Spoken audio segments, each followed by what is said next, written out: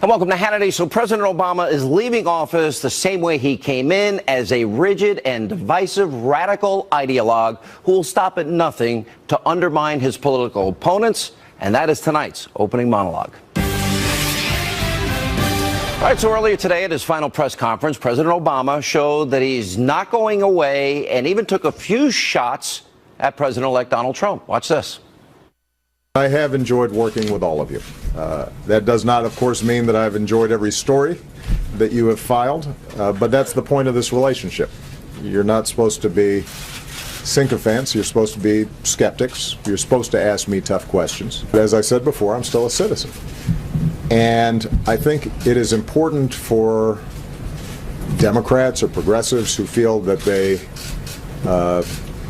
came out on the wrong side of this election to be able to distinguish between the normal back and forth ebb and flow of policy. There's a difference between that normal functioning of politics and certain issues or certain moments where I think our core values may be at stake. All right, pretty disrespectful. Instead of following the example of President George W. Bush, the one he set when he left office, President Obama has done the complete opposite. Now, let me show you exactly what I mean. Before and during Obama's presidency, I interviewed President Bush several times and asked him to comment on President Obama. Well, much to my chagrin, he refused. Watch this. You got to spend a little time with him. Yes, and he's a smart, capable person who is, you know, he's got a presence about him, and he's listened. He's asked me good questions and listened. You made a decision not to attack President Obama. It's not just President Obama. I suspect I'll have that same point of view for whoever follows him. You just do not want to weigh in on current affairs. Why?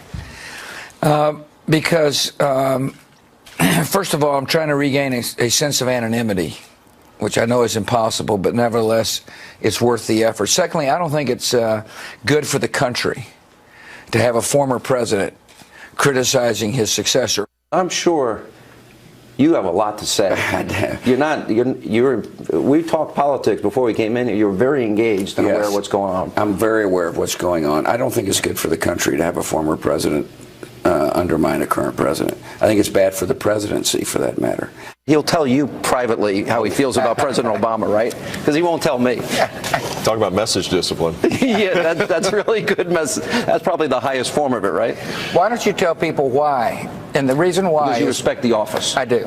And I think the office is more important than the occupant.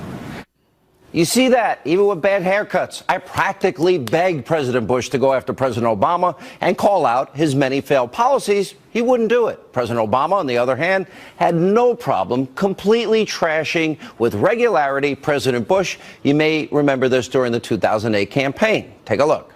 The American people have a choice this November. It's going to be a clear choice between 4 more years of the same failed Bush policies that have wrecked Michigan's economy, or real change.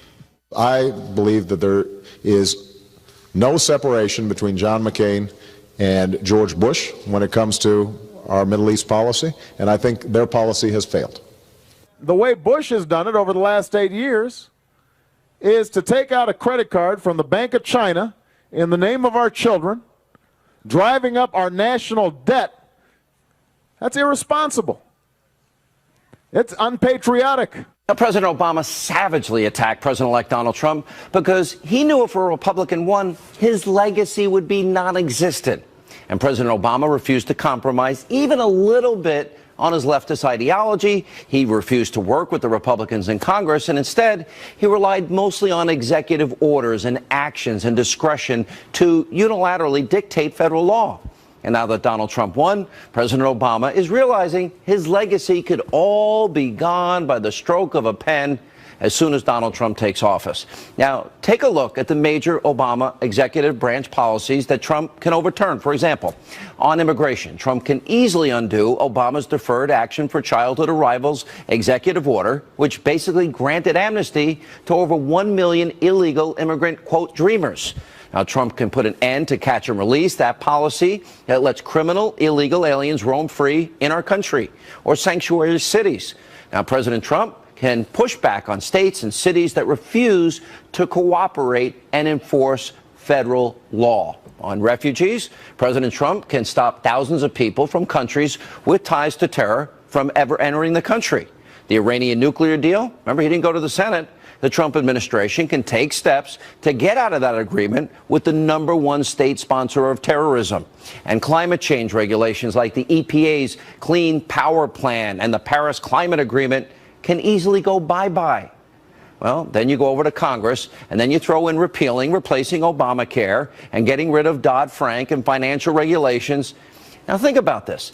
After that, the only thing that is going to be left is President Obama's real legacy, which we pointed out many times is an utter failure on the economy, on foreign policy. And unfortunately, this part will be much harder for President-elect Trump to get rid of. Now, the other part of Obama's real failed legacy is that he refused to change. He was so stubborn.